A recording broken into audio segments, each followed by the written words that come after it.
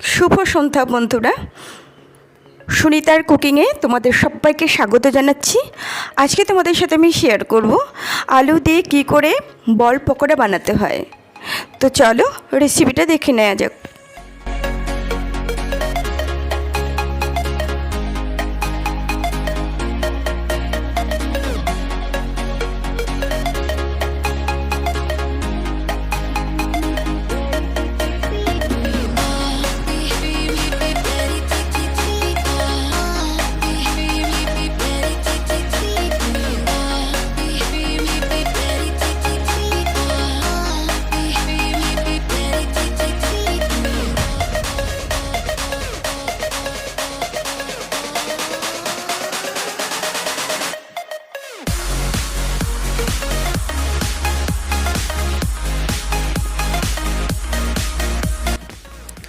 তো আলু পকোড়া বানানোর জন্য আমি দুটো আলু ছাড়িয়ে নিয়েছি।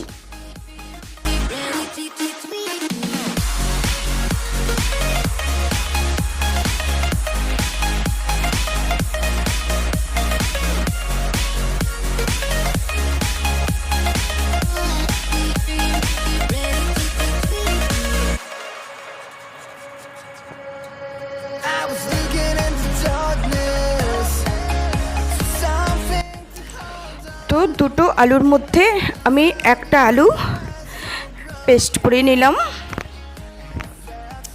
আমি দুটো আলু নিইনি, একটা আলুই নিয়েছি। এখন আমি আলুটাকে কী করব, সামান্য পরিমাণে একটু লবণ মাখিয়ে 10 মিনিটের জন্য ঢাকা দিয়ে রেখে দেব।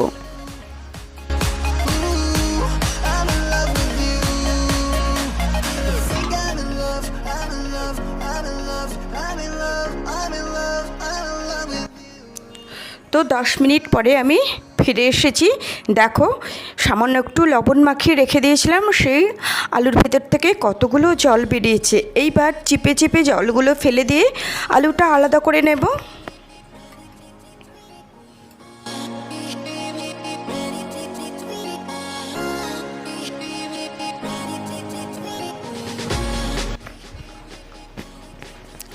এইবার আমি এই আলুতে দিয়ে দেব হাফ চামচ মতো গোলমরিচ গুঁড়ো,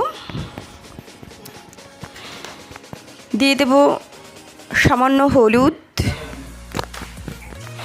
দিয়ে দেব সামান্য লবণ দিয়ে আমি মাখিয়ে রেখে দিয়েছিলাম, তার জন্য আমি একদম খুবই সামান্য লবণ দেব, কারণ ওর মধ্যে লবণ হয়ে রয়েছে। আর দিয়ে দেব 3 চামচ মতো কর্নফ্লোর।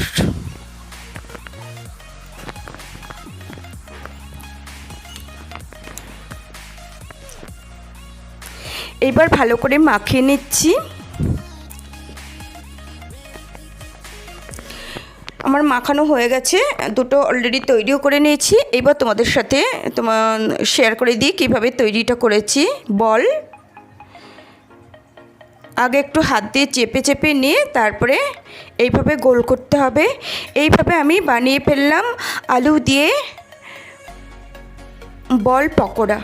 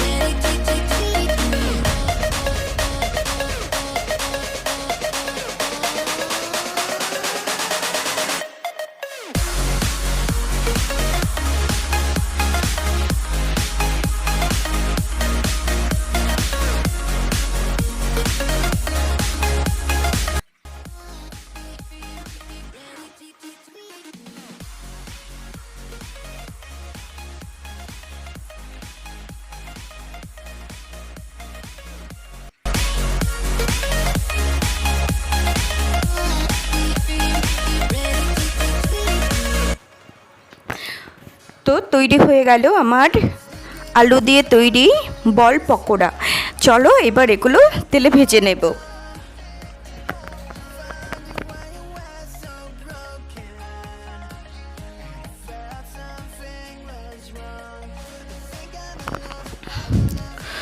তো এখন আমি সবকটা পকোড়া একসঙ্গে ভেজে নেব।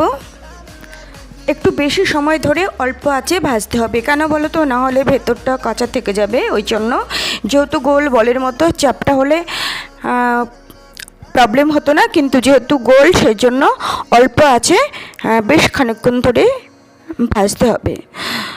তো বন্ধুরা, তোমাদের বাড়িতে যারা ছোট্ট বাচ্চা রয়েছে, যারা খেতে চায় না, খাবারের প্রতি কোনো ইচ্ছে বা আগ্রহ কোনো কিছু নেই, তাদের খাবারের আকর্ষণ বাড়ানোর জন্য তোমরা এরকম বল পকোড়া করতেই পারো।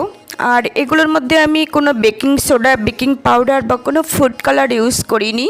তো বাচ্চাদের খাওয়া কোনো প্রবলেম নেই, শুধুমাত্র আলু দিয়েছি আর সামান্য একটু গোলমরিচ, সেটা একটা বাচ্চা খুব ভালোভাবে খেতে পারবে, কোনো প্রবলেম হবে না।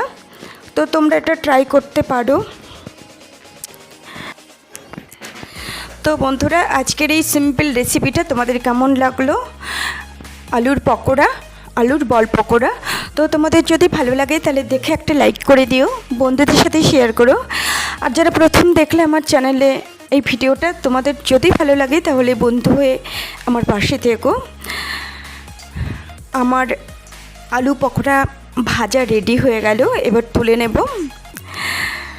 তো আজকের ভিডিওটা আমি এখানে শেষ করে দিলাম। তোমরা সবাই খুব ভালো থেকো, সুস্থ থেকো, দেখা হবে নেক্সট ভিডিওতে।